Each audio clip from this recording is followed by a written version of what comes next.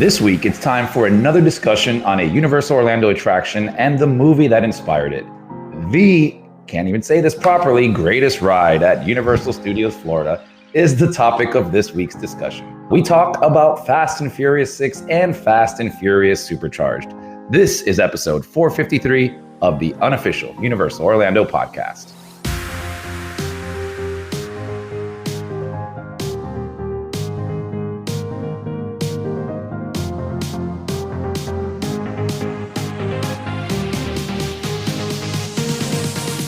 Hey everybody, welcome back. So glad to have you as always. We're pretty excited about today's show because we're talking about someone's favorite ride ever in the world and one of my favorite franchises. But when I say we, it's not just me. So joining me, I have Lee. Hello everyone. You know how much I love it. Yeah, we don't have Tracy or Michelle with us today, but instead we have two Producers Club members here. One you've heard before, that is Kelly. Hi everyone. Hello, Kelly. And a new voice, Jonathan. Hello, everyone. Hello. Welcome to the show, guys. Yeah, a baptism of fire. Yes, the hazing shall begin now. Kelly knows the drill at this point. Jonathan's new to all this. It's going to be you'll interesting. survive it. Yeah. Kelly's already show note shamed You just me. got to get past the first one, that's it. I only got a message off Kelly today. Are you sure that those show notes are right, by the way? I think you might want to change that there. I'm pretty sure that's not real. And I was Just like, oh. lucky I had like a 10-minute lunch break today to read through these Yes, ones because beforehand. I did miss it. Well, getting into this, let's discuss the movie the ride is based on, and that is Fast and Furious 6. We've all watched it, so let's quickly go through the plot. Before we get into this, I would like to say that it was an interesting point of view for me because I've only ever seen the first one and the second one, and then to jump to the sixth one was interesting. Yeah, huge gap there. All right. Following their successful Rio heist, Dom Toretto, Vin Diesel, and his crew of professional criminals have retired around the world. Dom lives with Elena Neves, Elsa Pataki, and his sister Mia, Jordana Brewster, lives with Brian O'Connor, Paul Walker, rest in peace, Yes. beautiful human, and their son Jack, Giselle Yashar, played by Gal Gadot, and Han Solo, as in SEOL-OH, Soon Kong, have moved to Hong Kong. And Roman Pierce, played by Tyrese Gibson, and Tej Parker, played by Chris Ludacris Bridges, live in luxury. I have to bring this up. Han Solo, really? I had no idea that was his full name. It just... So, that's fun. I think it's brilliant, but yeah. Yeah. You know, I'm going to admit this now. When I read it, I didn't even spot that. It wasn't until I heard it that I made that connection.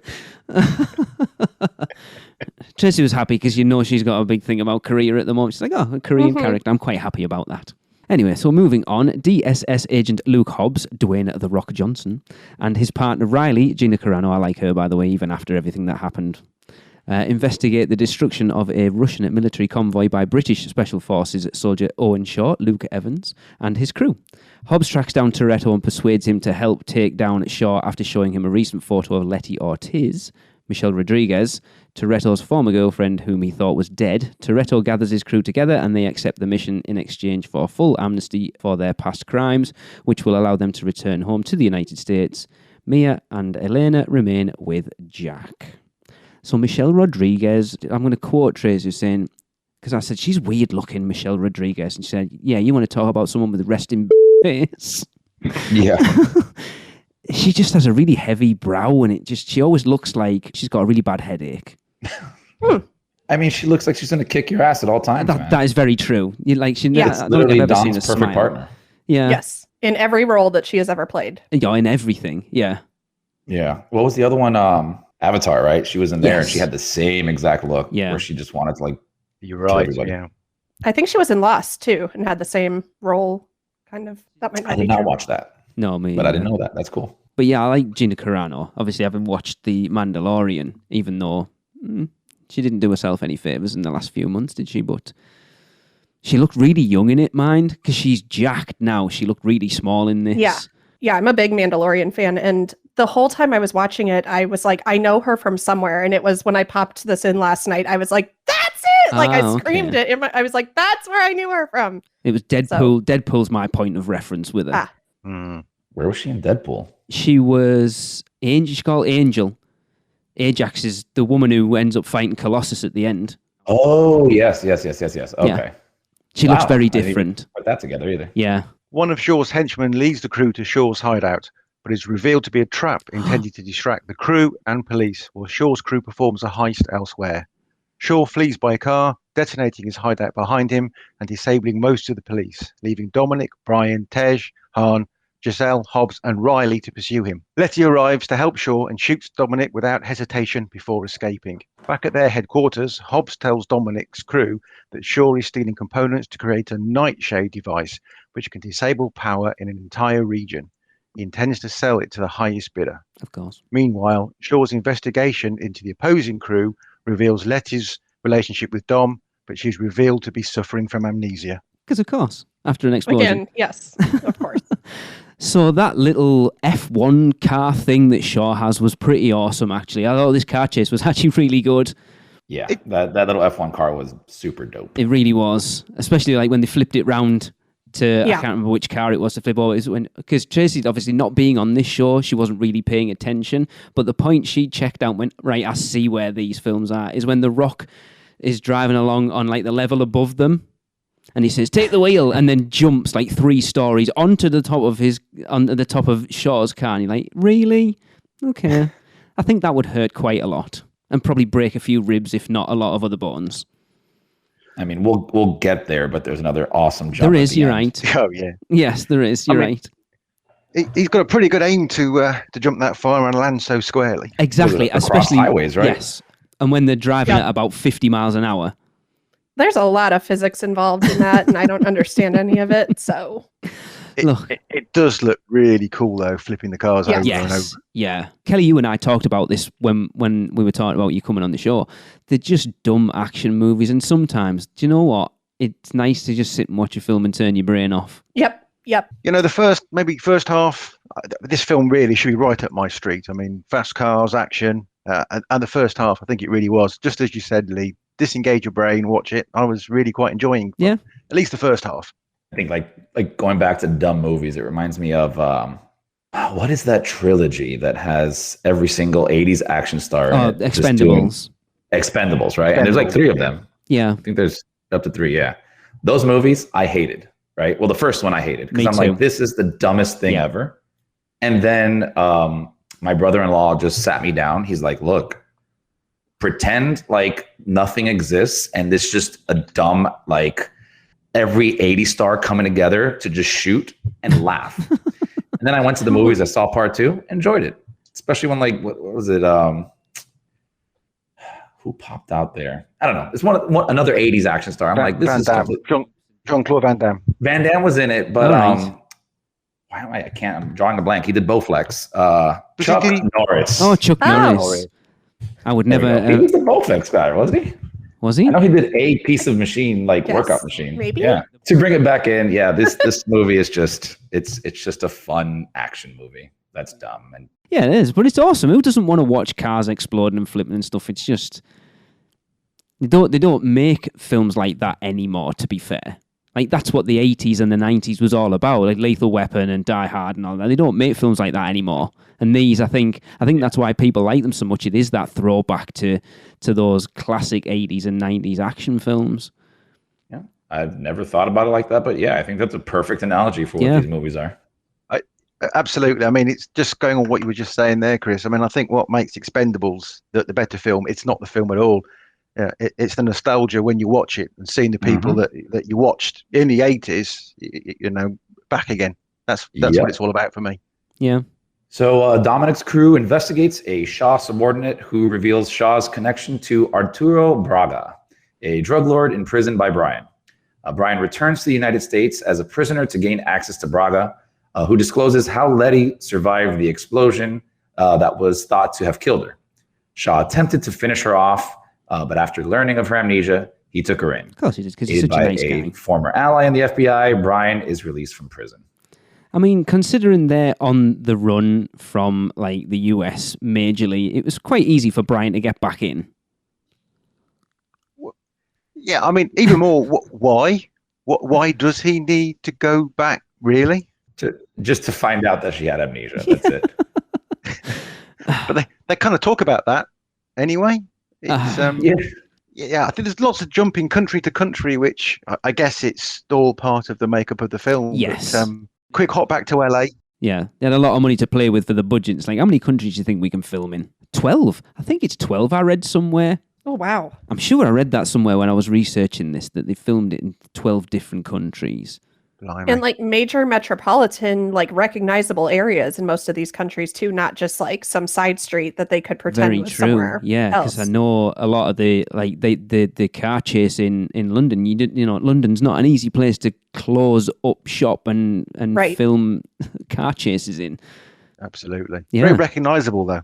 I was Yeah, picking out the bits that I recognised. I've never been. So I do have another question as well. So in the flashback that Letty, so she crashes, she's climbing out the car. So the guy, I forget who it is, points the gun at her, and then chooses not to shoot Yeah, her, shoot the car. but shoot the car instead, trying to kill her. Yeah. What was that about? Because it's Michelle Rodriguez. We can't kill her off. Her face scared him away. Oh, In a very intimidating manner. Well, again, that's where you have every major movie franchise like shtick up on the board, and they're like, how can we get amnesia into a Yes. movie in the future? Like, I know, let's not kill her, but let's blow her up from behind. That's how we solve the amnesia problem. in fairness, he still could have shot her in the head. The bride survived in Kill Bill, so just because you shoot someone in the head doesn't necessarily mean they're dead. Yeah, they hit that one little metal plate there and it stops. She didn't have to go flying, mind, if you watch that explosion when he shot it. Whew. Pretty impressive again. Yes. I'll bring it up later when we talk about this, but there's something even more impressive I know that what they're you're gonna gonna have to say. explain, and I have no clue how they're going to explain this. I know what you're going to say, but But we'll talk about that. yeah, I'm sure. We'll get there. All right. In London, Dominic challenges Letty to a street racing competition and afterwards returns her necklace he had kept. And he won. Letty leaves. He won, and he gave her a prize. What's that all about? He wants her Right. back, Lee. Oh, You missed the bits in between, Lee. I don't know why he wants her back. Imagine looking at that face all day. Oh, Lee. Come on. I think she's the mean- sexiest woman alive. Do you need one some year, aspirin? Because you look like you've got a headache again. so. Oh, boy. All right. Letty leaves and Shaw turns up, offering Dom the chance to walk away, threatening to hurt his family if he doesn't. Dom refuses. Tej tracks Shaw's next attack to a NATO Spanish military base. His crew assault a military convoy carrying a computer chip to complete the Nightshade device. Dominic's crew interfere, destroying the convoy, while Shaw, accompanied by Letty, commandeers a tank and begins destroying cars along the highway. Brian and Roman manage to flip the tank. Letty is thrown from the tank, and Dominic risks his life to save her from falling to her death. Is this your bit, Chris? Wow.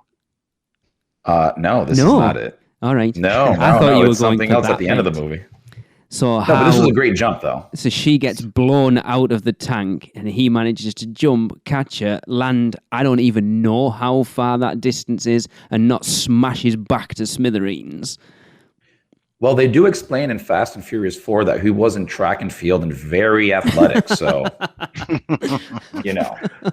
put it together. If you take this section, I mean, I don't want to be overcritical of the film, but this is where it kind of starts. I mentioned earlier, I enjoyed the first half. Yeah. From this sort of point on, it seems to get more and more ludicrous. From Pardon small the pun. things. I mean, you watch the. Sorry. I couldn't hit my mute button in time No, to that was not laugh. perfect. Sorry. I mean, you notice the escort. It's going around, it's bashing cars out the way, yet never gets a dent on it. Amazingly, it's a quick reminder to tell you that this is all craziness happening. So there was a point where Tracy commented, and it was, so the tank was, every car it came into contact with, it squished. Apart from, was it Tej's, that it just kind of butts up the back of it and pushes it along? Yeah. She's like, how come it's smashed every other car, like gone over it, and yet that one it just happens to push along? Because he's Tej's the best. You Exactly. trust his parts. because he's getting paid a lot more than the other people that were driving those other cars. But it's interesting how you throw that rope over the barrel of the tank, and that managed to flip it. Of course. Just like the Iron Man of the series. He's the tech guy. He just used to run a pool party in Miami, and now is a extremely knowledgeable a mechanical engineer and programmer, everything. But Dom obviously foresees this and knows exactly where this is going to happen to line his car up and get out of it and hit the barrier and jump into the air and land perfectly on the other side of the road. And not even have a bruise. And not even a bruise on him. Like, that would have probably, I don't even know, both of them, it probably would have, like, she would have smashed him if the car that he landed on didn't. Because the other car was moving too, right? Probably. Yeah, so there's like a 50-mile-an-hour car hitting you. You're coming at, across from another highway, and then a body's landing on you. What a catch. So we go back to talking about how, like just throw your brain out of the window and just enjoy it for what it is. Did you notice as well? So just going back a little bit. So the road race in London. So they've got these performance cars. They are racing around London, yet the police arrive immediately, and they are able to keep up and keep track with these cars right on their tail until they're not, when they're nowhere to be seen. Not quite sure what happened. What police cars do we have over here? Like Subaru. They look like Astras. Well, I thought that. I know a lot of the police drive Subaru Imprezas, but like the ones on sort of motorway drivers, but not. I don't know what the ones in the major cities would drive, but they're certainly not keeping up with them. With a Formula One car? No, not really. Definitely not. Again, action films. Again, it's very much a throwback to those 80s, 90s thing where it's just like, look, we're gonna play it out how we want to play it out, and we'll just fit everything. We'll fit the science around the story that we want to tell. Yeah, and I have no problem with that. So, continuing on, Shaw and his men are captured, but we see a flashback of Elena and Mia being attacked by Shaw's henchmen. While Elena jumps over the wall and handles Jack, Mia sacrifices herself to leave herself behind and ultimately chooses to stay. Shaw reveals that he has kidnapped Mia. The crew are forced to release Shaw, and Riley, who was revealed to be working for Shaw, leaves with him, but Letty chooses to remain with Dom. Aww. Now, I'll be fair, I did not see that double cross coming. When he's like, "Are you coming then?" And you think he's talking to Letty, and she walks over. I was like, "Holy crap! Did not see that coming." Me neither. And I kind of like little things like that.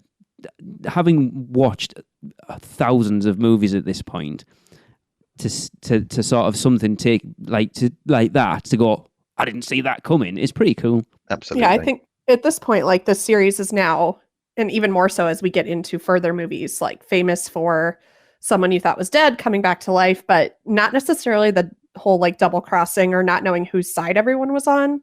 That's I think this is the first time that I remember that happening. Yeah, it was good because because I haven't got any sort of history with any of them other than like the first two, and I haven't seen them probably since they came out, to be fair. I'm not aware of a lot of the characters. It wasn't like I wasn't looking at any of them at even like remotely being part of something else. So when it happened, it was a big shock because she's played out all the time to be Hobbs's like right-hand woman. And I never questioned it. Yeah. Deception. Especially like with the fight in the subway with, is it Veer? The other like Brazilian woman or whatever she is that's with Shaw. She gets her ass kicked by her. Yeah. Yeah, I didn't see it coming at all. So it was pretty cool. I was like, she's like, what are you on about? Like, she wasn't really watching it. I was totally invested in it at that point. It's like, I can't believe it. She's working for him. And she's like, whatever, shut up. You were still with it after the tank flip? Oh, look. I grew up on this type of action film. Like, when sort of from being sort of 14 to 25, Van Damme, Arnie, Stallone, Steven Seagal, that's Wesley Snipes. That's the stuff I grew up on. So I love this stuff. Excellent. Right. Shaw and his crew board a large aircraft while it's in motion on a runway as Dominic's crew gives chase. Dominic, Letty, Brian and Hobbs board the craft. Brian rescues Mia and they escape using a car on board. Of course. The plane attempts to take off, but is held down by excess weight as Han, Giselle, Roman, Tej, Brian, and Mia tether the plane to their vehicles. Giselle sacrifices herself to save Han from one of Shaw's henchmen. Letty kills Riley, and both she and Hobbs leap to safety.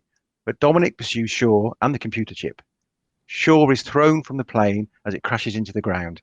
Dom drives one of the remaining cars through the nose of the exploding plane and reunites with his crew, giving the chip to Hobbs to secure their amnesty. In the aftermath, Dominic and his team return to the United States. Hobbs and Elena, now working with Hobbs, arrive to confirm the crew are free. Elena accepts Dominic has chosen Letty over her. Oh, well, that was nice of her, wasn't it? She seemed to accept that really well. It's like when he showed her the picture of Letty and she's like, if that was my husband, I'd go, so crack on, mate. And you're like... Yeah, off you pop. Yeah. No, like, so I meant nothing to you. It's just like, go on then. Go on then. You're right, it's fine. I'll give you the pass. So I really think that they've been setting up the entire movie for this scene here. Right. To make sure that you realize that nothing, physics, time, matter, nothing exists anymore, right? Because we got a couple things here we got to break down. Okay, so a major, like a giant plane with thousands of pounds of thrust that can carry cars is being held down by a few cars. Okay. We also have to accept the fact that Dom goes through the plane and comes out pretty unscathed. The other, and my favorite thing ever, because they were the best memes going around when this movie came out, is how long that runway is. Yes. Oh, yeah. So there's the math they did on it was the runway was equal to 18.37 miles. Wow. Compared to the longest paved runway in the world, which is in China at 3.5 miles. So, I mean, the runway alone, it was just great. It's like, oh, it's a self-building runway because we all know we need this long of a runway. The treadmill. It's one giant treadmill they're on. It's just a beautiful scene. I just love this entire scene. It's. I was actually wondering as it was going along, how much further can they keep going on this runway? Yeah. To show you how invested I was, none of that even occurred to me at all. Really? I was in for the ride at that point. And there you have it, ladies and gentlemen. This is why he loves the ride. You know, Chris, I made a list of all those bits, and you got all of them, but I've got one on my list that you didn't mention. Please do tell. What about all the fuel in the plane? Yes. It kind of nicely catches fire and burns nicely in the background, but isn't plane fuel pretty combustive? I would have thought so. It's self-sustaining fuel, so it stays within a realm, a boundary. No, that's a great point as well. I have no clue. I don't think they do. I've told you. They decided that physics and science doesn't matter. We're just going to use it to tell the story we want to tell. And if it doesn't fit, then tough. Yeah. Sounds about right. Yeah, I mean, I think I bought into the suspension of disbelief right in the beginning. As soon as Ludacris makes the money fly out of the ATM, I was like, that's it. I'm done for the rest of the movie. Anything goes from here. It all makes sense. That's why each movie gets a little bit more crazy, because they're using a single movie to wear you down slowly over the years. By the time Fast and Furious 20 comes out, it can just be aliens, right? Driving cars down here, and we would accept that. Like, yeah, E.T. is driving a Ferrari. It's okay. Oh, I love these movies so much. All right. So as Dominic's crew gather to share a meal, Dominic asks Letty if the gathering feels familiar. She answers no. Brilliant. And it feels like home. Aww. And he tells her that it is good enough for him. Family. Yeah. So the crew sit down for lunch together, with Roman saying grace, paying respect to the lost crew members like Giselle and Vince, the return of Letty, and, of course, fast cars. So I was genuinely quite shocked when Gal Gadot got killed. I was like, oh, she must have been off to film Wonder Woman. Yeah. Yeah. I think she had a pretty lengthy contract at that point. I was quite surprised, though. You never know. She might come back in the 9th one. They might find her. That's when they go to space. They're going to find her up there. That's what it is. That's where it all comes together. The spaceship lands in Amazonia and just finds her. Like, what? I might have zoned out. Do you actually see her die? Yes. She disappears. No, she jumps off and falls backwards out of sight, so she could have survived. Okay. Maybe. Look, she dies less than some other people in this movie, and we still haven't gotten to the one that I want to talk about. Okay. But she dies less I know what than you're gonna say. Letty did, I think. Yeah. Yeah. The interesting point that Tracy was like watching this, so it's like, does this feel familiar to you? No, but you're still going to sit on his knee with your arm round him, like, and yet you have no idea who these people really are. You're just going to take it on everyone's word that you were part of that crew and you were his girlfriend. She's a little trusting, I think. Her headache must have been getting to her at that point. Yeah. Imagine you just lost your memory and you're like, I'm part of a crime syndicate. I feel okay. Yeah, I'm going to sit on your knee and put your arm around, even though I don't really know who you are. Yeah. All right. A mid-credit scene shows a variant of a scene from the Fast and Furious Tokyo Drift. Deckard Shaw's, played by Jason Statham's, Mercedes-Benz intentionally collides with Han's car and presumably kills him. Deckard walks away after leaving Letty's cross necklace by the crash and calls Dom, saying, "Dominic Toretto, you don't know me, but you're about to." I sat watching this whole film confused because all I'm thinking all the way through is Hobbs and Shaw. But Shaw's a bad guy. How did they end up? And I thought Hobbs and Shaw was The Rock and Jason Statham. I'm thinking, how is it? I'm confused. Hobbs and Shaw. But Shaw is Luke. And then I got to this bit and went, oh, okay, I get it now. Yeah. This point made me, like, we finished and I'm like, I want to watch the other ones now. It really got, like, I'm actually kind of hooked on them. This movie was like a huge turning point because it's when it started the whole heist thing, right? I think we were talking about that before. So they changed kind of the movies. It's not about cars as much. It's about heists now. And then the director did an amazing job to bring the, ugly stepchild of the family into the family of movies, right?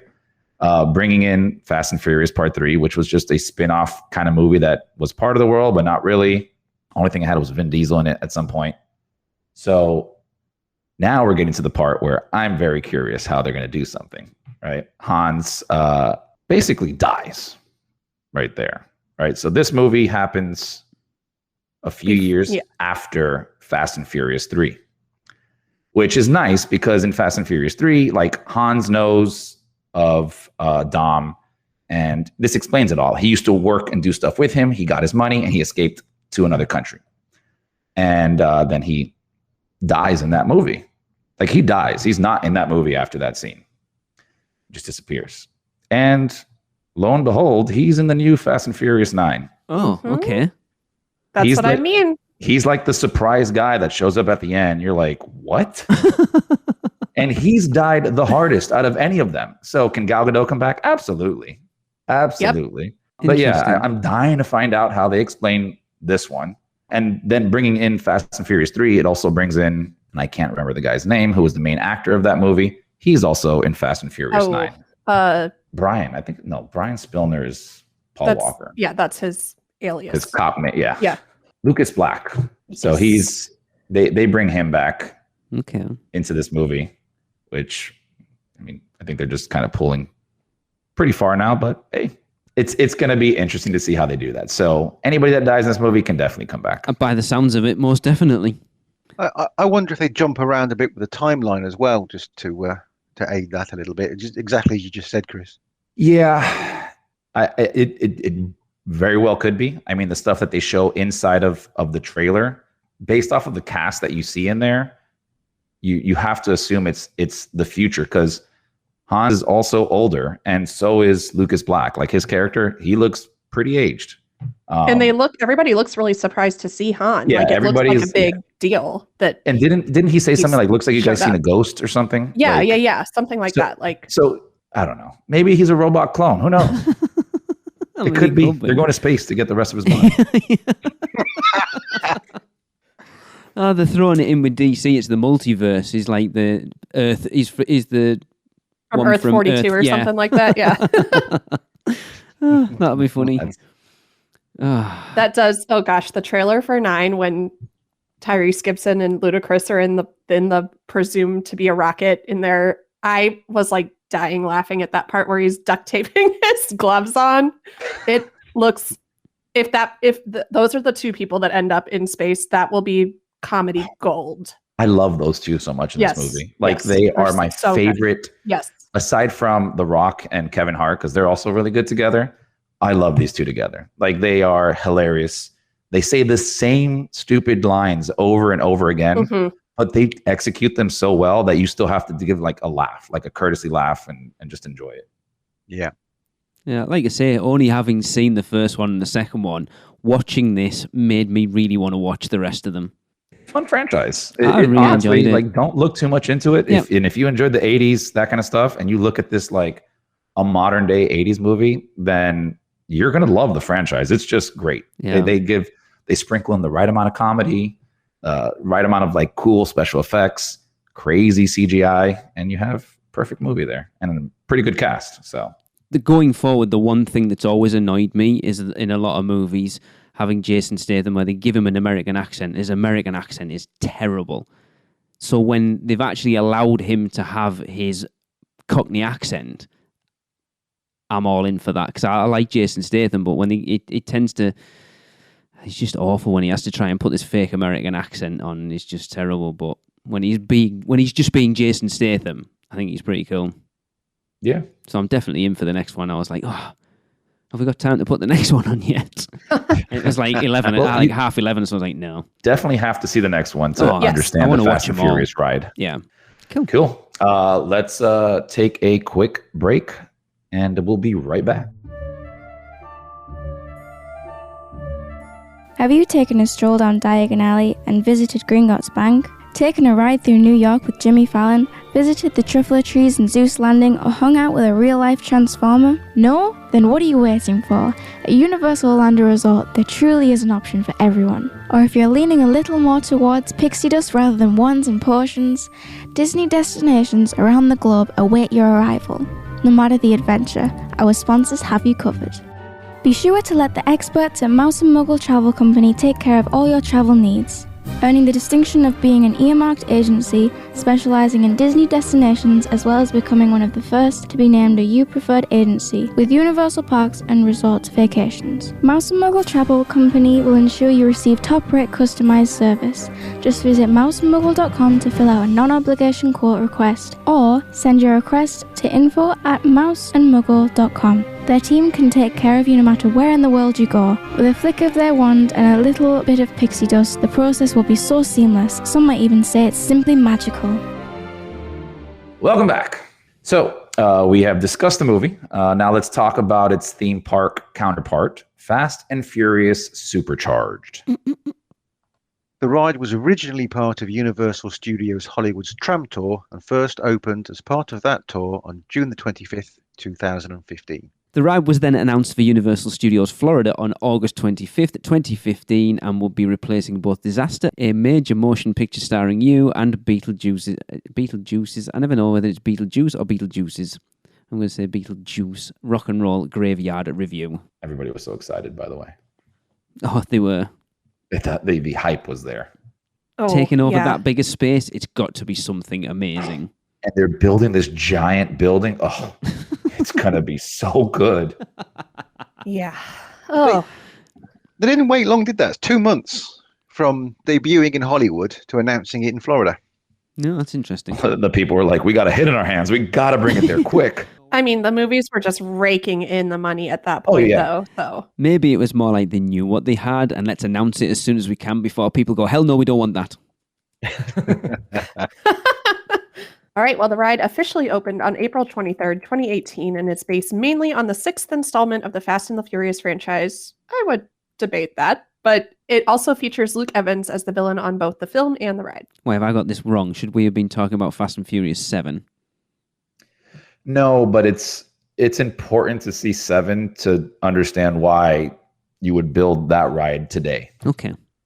Because 6 came out such a long time ago, and the story makes zero sense in the ride after you see everything else. Okay. On May 2nd, 2018, it became the first ride to be confirmed for the new Universal Studios Beijing Park in China, but due to negative feedback it received in Orlando, it is being replaced. While similar to Hollywood's, Florida's ride is a standalone attraction.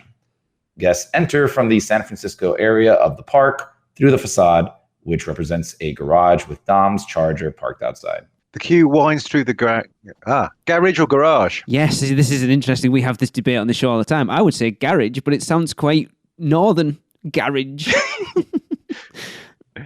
Garage. Should we vote on it, or should I just go with it? Look, in fairness, if I said the word garage, it would make me. I would think I would sound ridiculous. So I suppose it depends on how comfortable you feel. I would say garage. I'll let you figure it out. In the first movie, did Dom say, if you can't find the right tool in this garage, then you don't belong in a garage? Or you figure it out. Was that the one where he gets shot and then comes back again? Yeah, that was his clone brother. Right. I think I'll go with garage because I think I'll make a mess of it otherwise. The queue winds through the garage, which is full of the hero cars from the movie. Guests enter a room with pictures of the characters and a television screen and are greeted by a live actor, Pat, who tells them about the garage. Mia calls and tells guests that Dom has won another street race and is celebrating at Sullivan's garage and that guests are invited. Interesting. So I love that they kept the pre-shows in, pretty much the same thing from Disaster.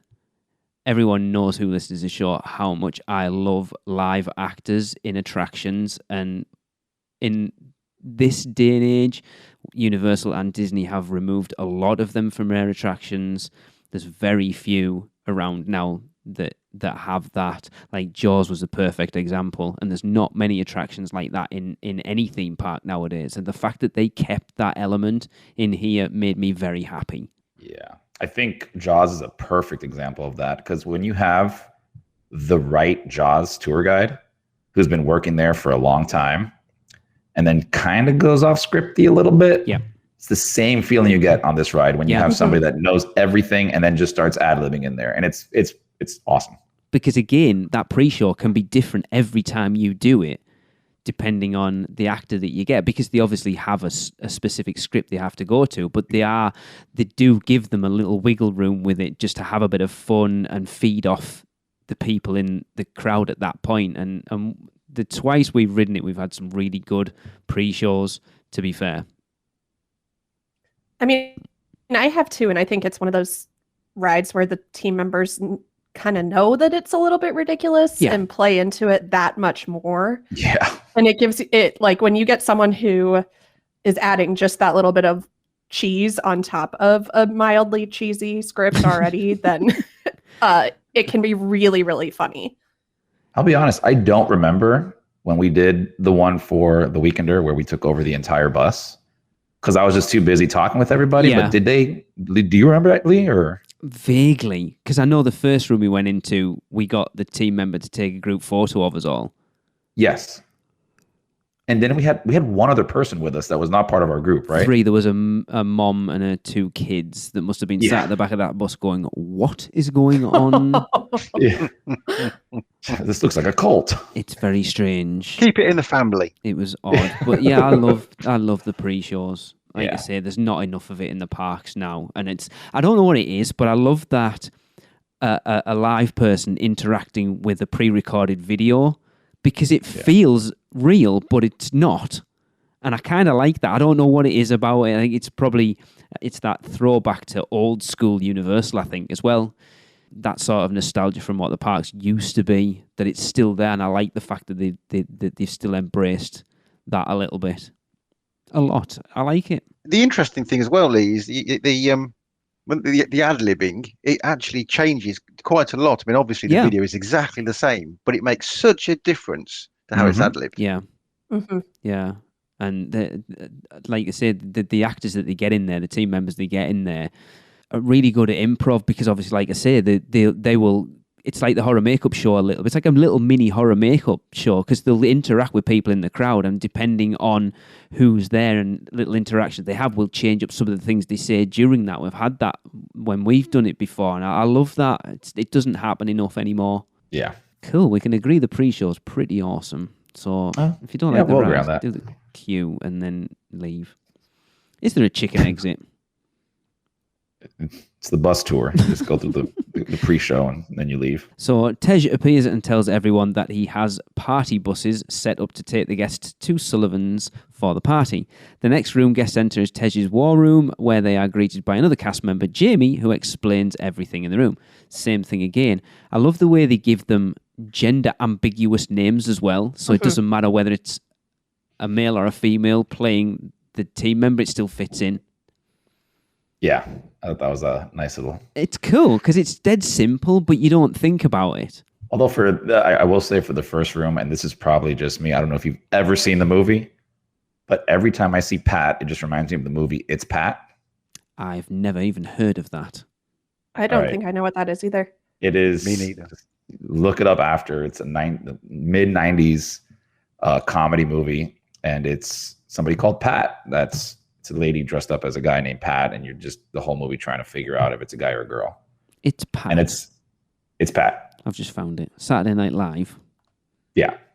Yeah, it came from there, but had a movie about it. So Tej calls in and tells everyone that the party buses are ready, but is called by Dom, who tells him that the FBI are honing in on their location, and to make matters worse, Owen Shaw is following them. Tej calls Hobbs, who informs him on the plot, and reminds guests to turn off their phones so Shaw can't track them. Clever. Guests enter the loading area past wanted posters for Shaw and his gang. Again, I like the fact that they work in the can you turn your phone off into the storyline. Makes sense. It's a little thing, but I think it just adds to the overall story of it rather than just turn your phone off because we don't want to hear it. The one thing we haven't mentioned at this point, going back to the queue, is there's a ton of Easter eggs in that queue. Yeah. There's a little Beetlejuice doll in there somewhere. There's the like electrical boxes with the 3 switches on with a date because it's like earthquake, disaster. Yeah, earthquake, disaster. And then Fast and Furious, and they're both off, and Fast and Furious is on. I like that little... Yeah, the queue's actually really good. Having watched the film, the queue's quite faithful to the movie, actually. Like, obviously, the cars that you see are the cars from the movie, whereas, like, when I first went through, I have no idea what these cars have got to do with anything, and then you watch the movie and you go, oh, yeah, they're all their cars, which is pretty cool. Yeah, I mean, we can talk about this, I guess, when we give our overall thoughts, but I like these movies, but this is, like, my brother's franchise. He's 2 years younger than me and is, like his first car was a Honda Civic, like, straight up out of the first film. Right. And so I'll put it this way, my brother walking into this queue was pretty much beat for beat me walking into Diagon Alley the first time of how much his mind was blown by this. That's so good though. Yeah, like pointing out like this was from this and this was from that, and like, oh, this, this is Dom's muscle car in between these two movies. Like, again, it really speaks to the car crowd. Like, yes. and coming, like, I don't think I was even driving when the first one came out, or I just got my like restricted. But when it came out, like that car, seen down here in the States, especially in South Florida. Yeah, that's where I'm from too. So okay, so know how everybody was buying a Honda Civic, throwing an exhaust on it, and thought they were in the movie. And that movie spoke to a generation of like avid people in that realm. And I think that's also why like these movies are so popular, because it kept on with all the trends of what the cars were doing at the same time, and people just loved it. So I can only imagine, Kelly, like how your brother felt going in there. I mean, I had like some of that nostalgia as well. Yeah. Kind of going back in there, seeing these things, because now you're like on set kind of the movie you grew up watching for years. Yep. Because obviously this is a weird point of view from you then, Jonathan, because you haven't done the one in Orlando, you've only done the one in Hollywood. Very true, but I mean, they are so similar. As far as the queue goes, though, it won't be, will it? Because obviously the one in Hollywood doesn't have the queue. No, true. But you kind of go into, as it goes into the building, you get the layout of the vehicles are parked up. You drive past them. All right. In the queue. Okay. So it's done very well. Interesting. I'd love to go to Hollywood and do that tram tour. Do you know, it makes such a difference. I mean, the way that it flows through. I mean, I won't talk too long about it, but because you go through the back lot and it's quite slow. You take it all in. It's great. You do the Kong thing. You do Fast and Furious. You actually feel like you're going so much faster, because you're being sat on a slow coach that now is, going fast. Interesting. All right. Guests board the buses and head for the party. The bus drives further into the garage where, using a Musion effect, a party is interrupted by Agent Novak, who escorts the partygoers out of the room. Agent Novak wants to stop Roman, but Dominic Toretto and Letty appear on a truck, followed by Hobbs, who has a bigger gun and takes Novak away. Like, really, can you believe?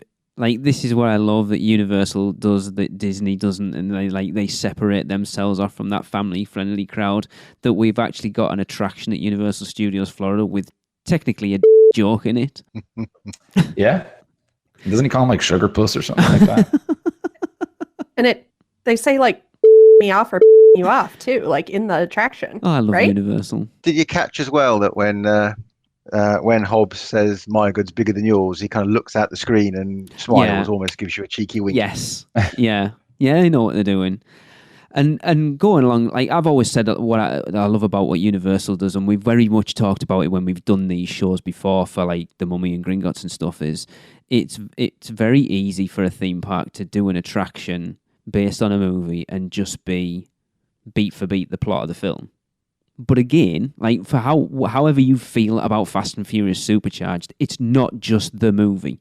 They have done something different with it, an extension of the story. You know, they could have quite, like I've always said it about Disney. You go on a Disney attraction, so whatever we mentioned them last week. So is it whatever the Little Mermaid attraction's called, and it literally is just a Cliff Notes ride through the movie, and pretty much all Finding of them Nemo, are. like there's so many of them. Peter Pan, anything that you do. Everything in Fantasyland, pretty much everything in there. They've only started to branch out a little bit later, and I think that's because Universal, they've kind of seen what Universal have done with theirs, that they realise that we need to tell extensions of these stories, not just a retelling of that story. And Universal do that with every single attraction. There is not an attraction I can think of that they have put in their Orlando park that has been a bog standard, this is the franchise you know, and we're just going to put you in the middle of the story that you've already seen.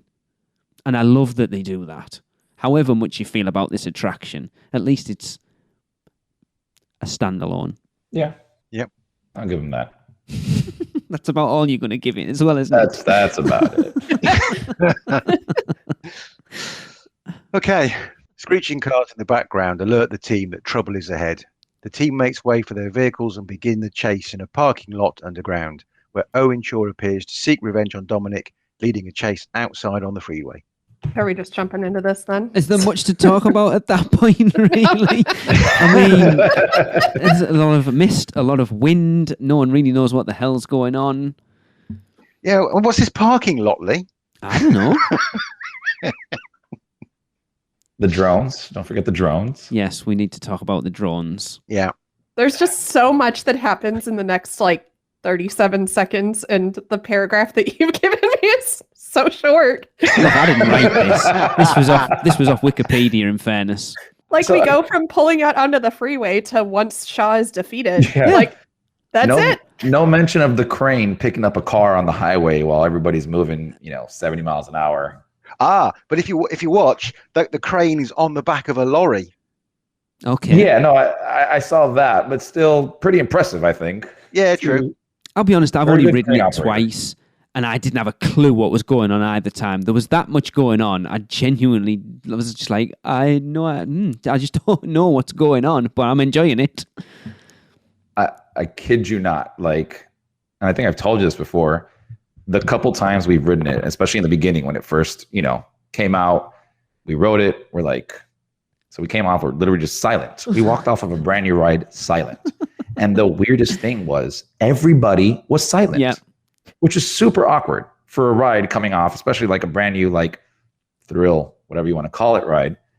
And each time we rode it, it was kind of the same thing. And now it's changing because people have ridden it and they just kind of like laugh and poke fun. But in the beginning, it was very, very much silence. I remember the second time we rode it, literally heard a kid go, "What was that?" to his mom. And I'm like, I don't know, kid. I'm with you. It's very weird. I think the most common thing that I hear at the end is, was that it? Like, is it over? I think that's the thing, because it doesn't really have an end. The whole thing is about you going to this party, but then you get to the end of it and it's like, party? Where is it? Yeah. You've just given me a thought there, Chris. We're talking a bit earlier about the film and the fact that it gets a bit carried away with itself, a bit ludicrous towards the end. Maybe it's intentional to be poking fun at itself and the ride. Maybe.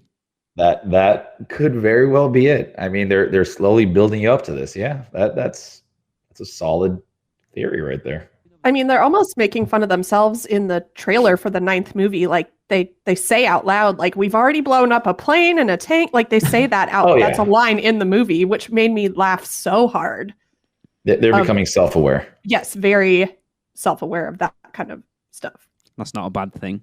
I mean, Jonathan, you were telling us before we started recording because obviously one of the biggest criticisms was like, how is Vin Diesel hanging off a helicopter yet he's about the same size as it? Yeah, I think the sound quality in Hollywood is so much better. Actually, it makes a big difference. So just going back to where the car is picked up, you absolutely hear Letty say, "How about eating asphalt?"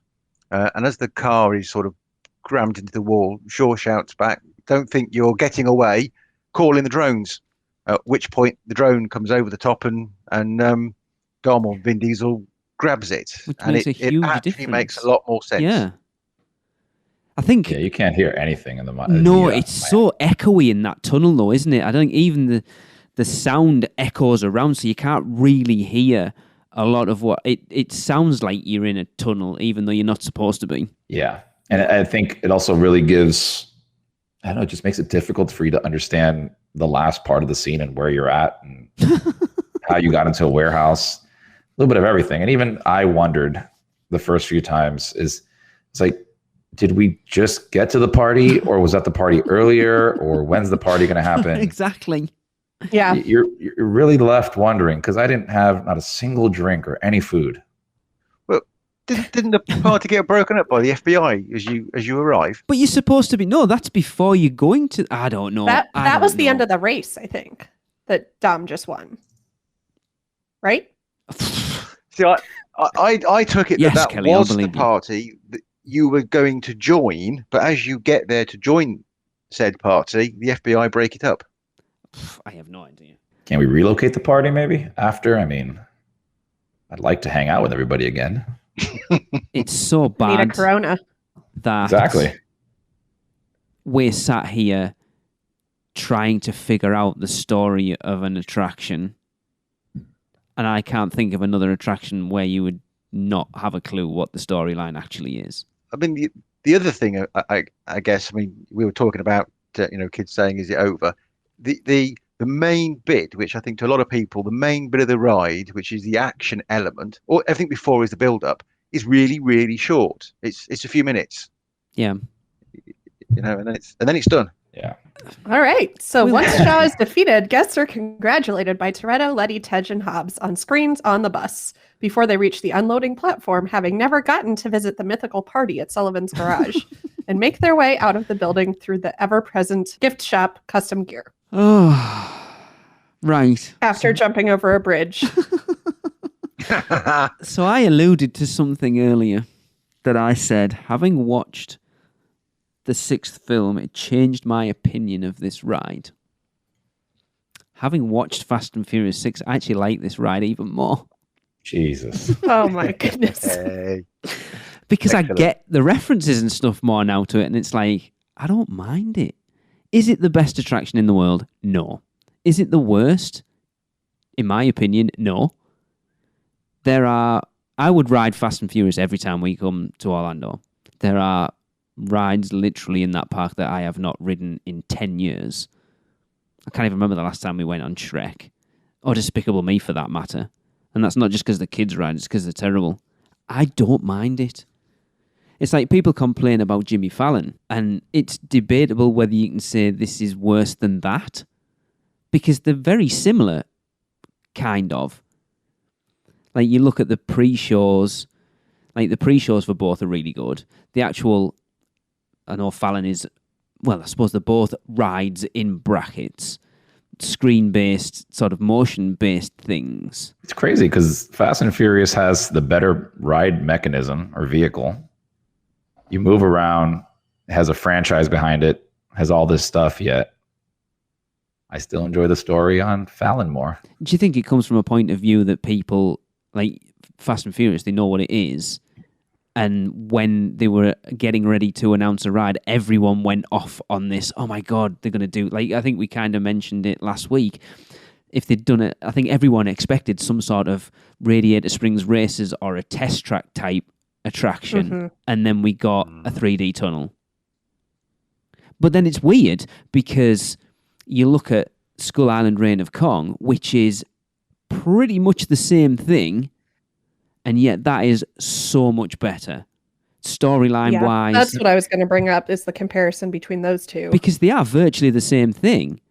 But Kong tells a 360-degree coherent story. It has a beginning, it has a middle, and it has an end.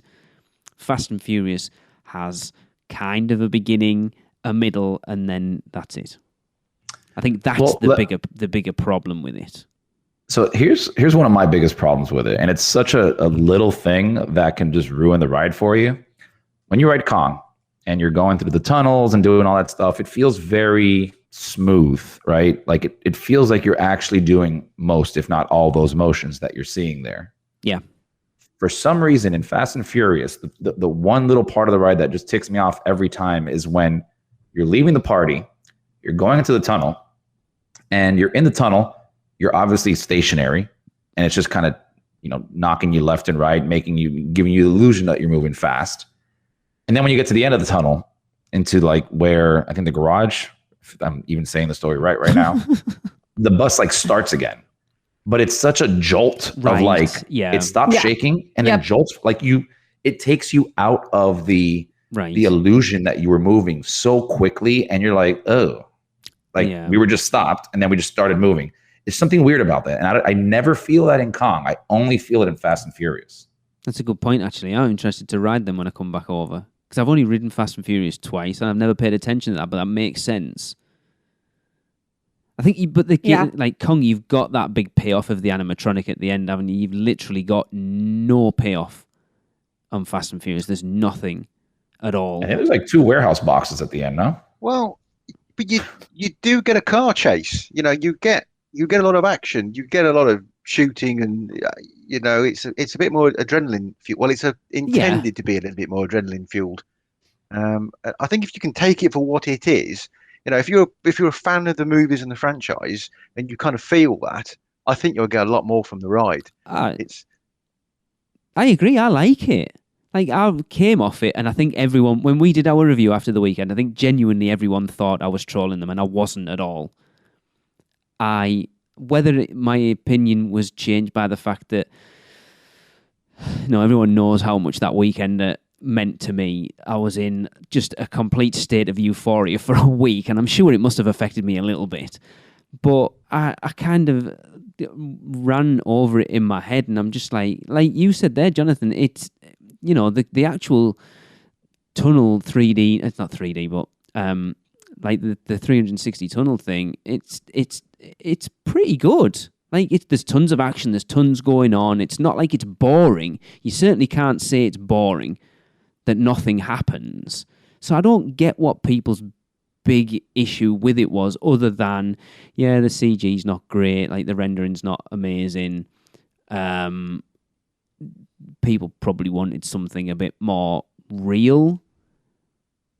I think it's expectations. I think a little bit of that last one. It's expectations. Yeah. Right. I think that's what it comes down to. I think it was the same with, we've said it with Gringotts before, that because you had Forbidden Journey set the bar for theme park attractions so high, and then Gringotts was the next one, and it's kind of a step down from what Forbidden Journey was. People looked at it as being far worse than it is. Even we did. And I actually prefer Gringotts over Forbidden Journey at this point, because I think you go in with an expectation of like, it's going to be that next iteration of what Forbidden Journey was, so it's going to be better than that. And when it's not, it takes a step down because of that. And I think Fast and Furious suffers from that because people were expecting something way more than it was. Yeah, I mean, I think that's my main opinion and main criticism of it, is that it was just kind of felt like a dud when it came out in the like string of things that it came out with. Like that Kong came out first. And I think everyone was expecting, like you said, Lee, that like, well, we know this, you know, it looks like it's going to have at least people who are into theme parks and stuff like that. Like, okay, like the ride vehicle looks similar to Kong and Kong was amazing. So how much better will this be? Yeah. And that it was kind of shorter and it felt clunkier. And there wasn't like Kong has the outside part beforehand. Like there was no other, there just wasn't as much payoff. It felt shorter. Agreed. You never know where to look. Whereas in Kong, there's like a very clear, not only a very clear story, but like a very clear, like everybody look over here. Now everyone look over here. That sort of thing where you could look out the right and look out the left in Fast and the Furious and see two totally different stories, having no idea which one you're supposed to be watching.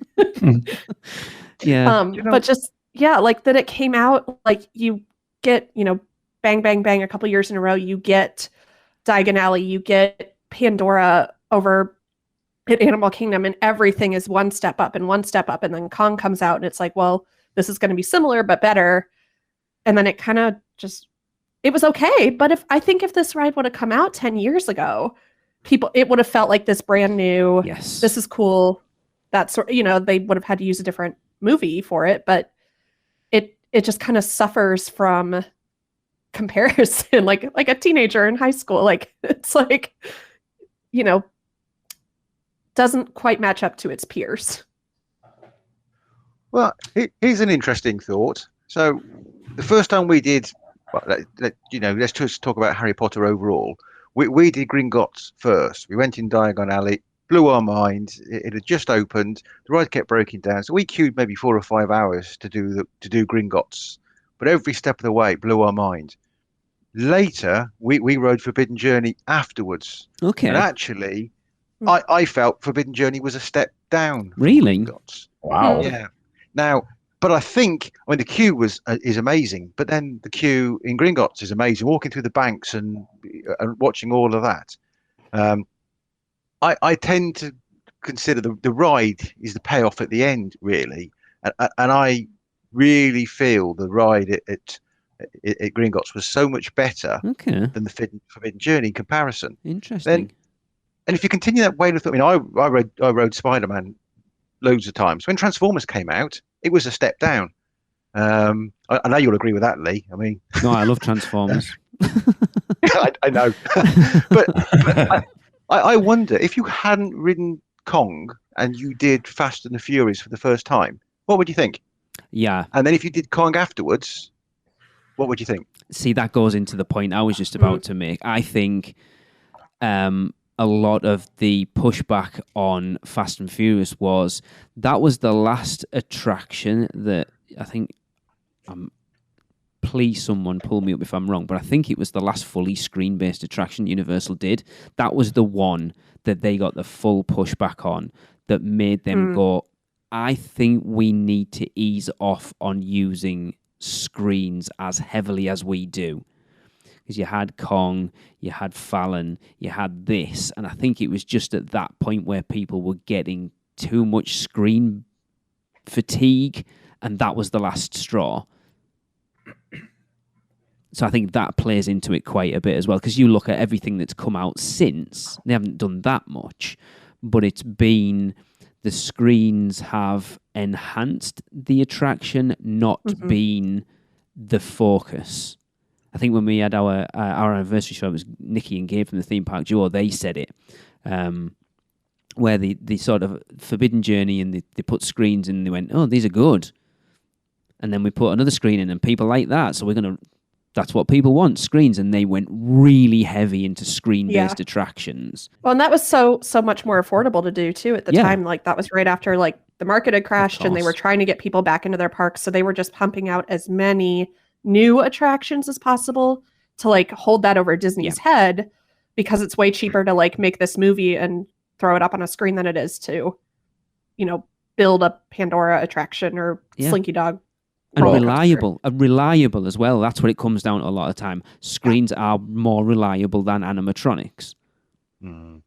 So here's one quick thing, Lee, to kind of play devil's advocate to your statement there. That being said, you still really enjoy Kong, right? Oh, I love Kong. It was the ride we rode the most. in February last year. So yeah, I love Kong. So it kind of goes against what you're saying, where it's like, you can still have an all-screen ride and still really enjoy the ride. Now, obviously, they put a little bit more effort into that one, I think, Yeah. than Fast and Furious. Yeah, because it's not completely screen-based. You've got physical elements. There's a lot more physical elements to Kong than there is to Fast and Furious. A lot more. I wouldn't say a lot more, right? So you got that if whole you want to do a outdoor comparison, portion, the big opening doors at the front, the bats, the animatronic at the end. I would say there's a lot more to it. well, you don't really see it in the forefront, but like on the Fast and Furious ride, when you're kind of going around in the bus, like there's an alleyway with like an RX-7 there. Yeah, and there's like another cars. there's a lot of cool things back there, but it seems like so far away, so it's not really in the forefront as you would where like you're entering the cave and you have the little creatures there and all that kind of stuff. So, I wouldn't say, and we can probably do a show just trying to count all the props and seeing are they equal or not, but it wouldn't be that much different instead of how the sets are set up and how much of physical props there are and things like that. But again, you have two rides that are, for all intents and purposes, the same thing. The same thing and completely different for some. I mean, obviously you like Fast and Furious, but one is great. I love Kong. I love riding Kong. If I can ride Kong every time, I will. Phenomenal. I skip Fast and Furious most of the times, unless I'm literally bored or have ridden everything and it's no wait, then I'll go on it. But I have to even force Alexa to go on it with me because she literally will. We did Shrek last time. Oh, wow. We do Shrek once every 5 years to remember the ride. And I don't remember the last time I did Fast and Furious. Like, it's probably been years. Oh, I can tell you now, when we come over next, I won't get Tracy or Jade on it. I'll ride it with Raymond because he's never been on it. And then whether he'll go on it again, I don't know. I'll ride it with you just to see your look on your face to go, oh my God, this is so good. Or finally go, this is terrible. Yeah, maybe. And I think, honestly, I mean, I don't get super bad motion sickness, but Fast and the Furious hits me. I don't know if it's just feels more claustrophobic or that there is so much action, like I said, happening. Whereas they're both, you can't deny that both Kong and Fast and Furious have that 360 degree. Like, that's a big deal. But like I said, like, I kind of know where to look in Kong. So even though it's 3D, it makes me less disoriented. Although last time, I don't know, Chris, if you've had this experience with Kong with the sheet dividers that they put up between the rows for social distancing, reflecting the 3D. So I when I wrote it in December, like, I was feeling for Tracy because my 3D glasses fogged up immediately from my mask. So I'm like trying to adjust everything, and it's 3D, and the 3D is bouncing off of the plastic panels that they have between. I legitimately elbowed my best friend in the face because I was trying to manage everything. But outside of that, I get less disoriented from Kong than I do Fast and the Furious, and Fast and the Furious isn't in 3D. See, that's interesting because I suffer from motion sickness quite badly, and I don't get it on either of those. Yeah, I don't get too much motion sickness, but I could see exactly why you would on Fast and Furious, because there's a lot more moving parts on the screen where you're like jumping around, your eyes are going everywhere. Whereas with Kong, it's a little bit more focused, right? You're kind of keeping your eyes on Kong.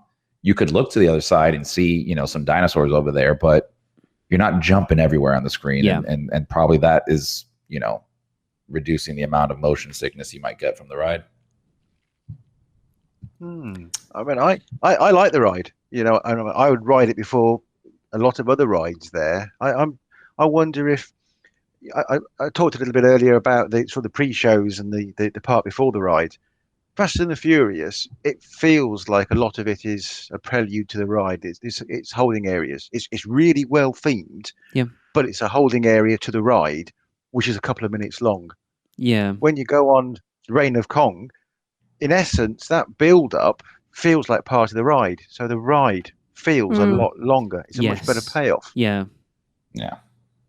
Yeah, but there is more to the ride as well. It'd be interesting actually to compare once you board the bus or truck and actually compare ride time to ride time, how different they are. Yeah.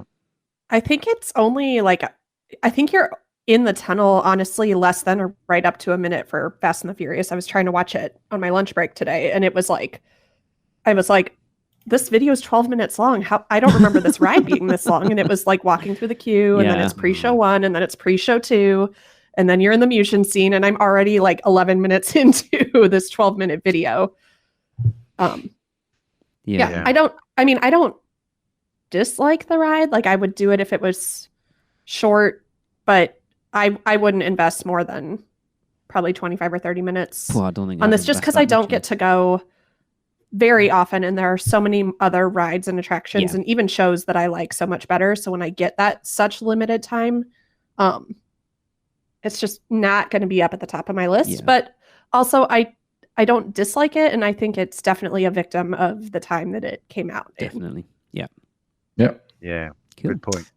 Well, speaking of the ride, we have a clip from Bill. Hey, UUOP. This is Bill Jensen, live from Universal Studios, outside of Fast and Furious Supercharged. I'm out here because I wanted to ride the ride for Lee. Thank you. Because I know Lee loves this ride. Well, just got off the ride, and guess what? Well, first I want to say, Lee, what the crap was that? That was the waste of my 15 minutes. But just kidding. The ride was all right. I've been on the ride in Hollywood on the tram tour. And that ride, I think, is better because it was shorter. But anyways, I just want to say, hey, UOP, happy 10-year anniversary. You guys are going strong, and keep up the good work. And Lee, I will never ride Fast and Furious Supercharged ever again. Thanks, guys. Bye. See, that's somebody that can trust their reviews. Oh.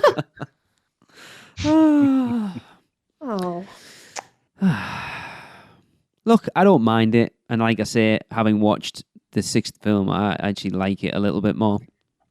So I'd be interested to ride it again, having watched that. But I don't mind it. And now, having had this discussion, there's definitely more I want to pay attention to next time I ride it. So I'm looking forward to riding it again, actually.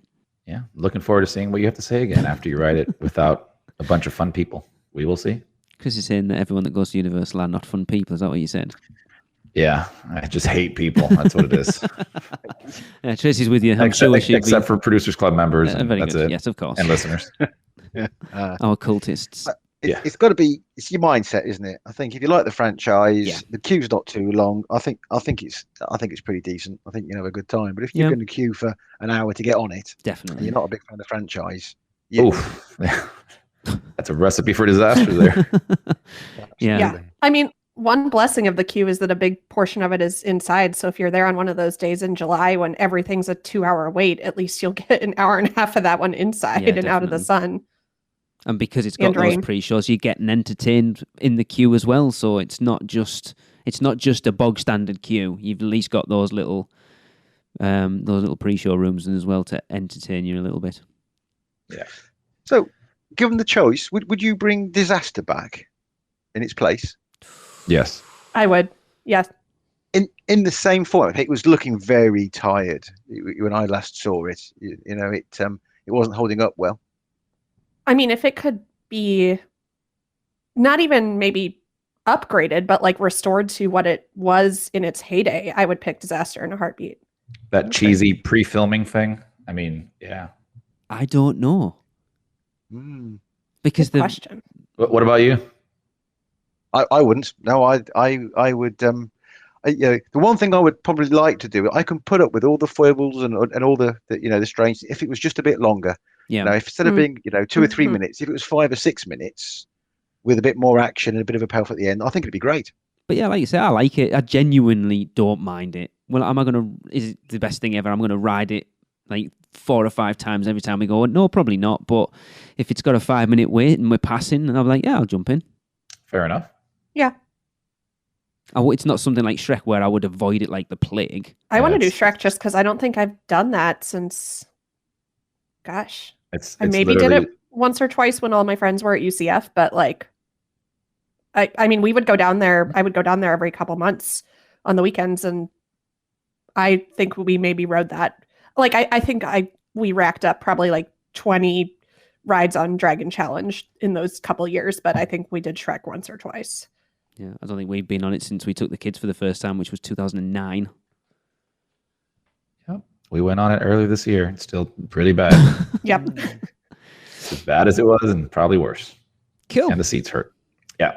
Well, I think we have beaten this movie and ride down to its bare bones, its bare metal. And I think that's going to wrap it up for us. This episode's probably been as long as a movie. It's been really good, actually. I've actually enjoyed the Yeah, conversation. it's actually been pretty fun. Yeah. Cool. So we will end with another Universal Is, and Jonathan has this one. But all you have to do, if you want to be involved, is drop us an email to podcast@uuopodcast.com or send via Facebook, Instagram, or Twitter what you think Universal is in 3 words or less. Jonathan, it is over to you. Thank you. I think at the moment, Universal is feeling my pain. There you have it. See you next time. Guess that wraps things up for another unofficial Universal Orlando podcast. You guys did all right. Follow us on Facebook, Instagram, Twitter, YouTube, and Pinterest, keyword UUO Podcast. Listen and subscribe to us on Apple Podcasts, Spotify, Google Podcasts, Stitcher, or anywhere podcasts are found. You can find our blog at UUOpodcast.com. Send us your spews, which Lou gets your poo recordings, questions, or comments to podcast@UUOpodcast.com. Check out our friends, the Theme Park Duo, and our awesome sponsors, Mouse and Muggle Travel Company. So, until next time, don't give up your day job. Say cheese. See you later.